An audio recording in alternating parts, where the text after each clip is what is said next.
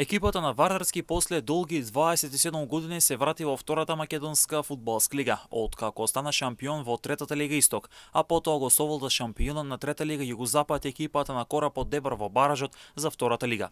Како што дознава телевизија Емнет, неколку млади играчи се напроба во Вардарски, од Тиквеш работничкиот Вардар, а во следниот период ќе бидат представени првите летни засилувања за новата сезона.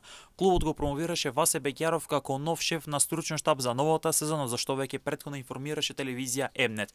Ново засилување во редовите на Вардарски ќе биде 18 годишниот напаѓач Марио Костов, кој на позајмица доаѓа од Бреера Струмица.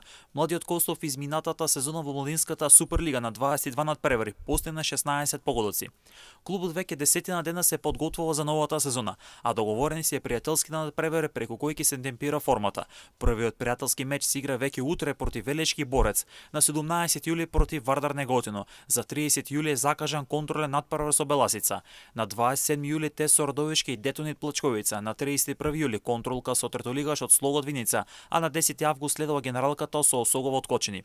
Клубот го представи Трајче Ников како нов тренер и координатор на младинската школа на клубот, а целта е клубот да постави темели на здрава младинска школа, која е воднена пополека, но сигурно ќе прерасне во еден спортски центар за едукација на млади категории.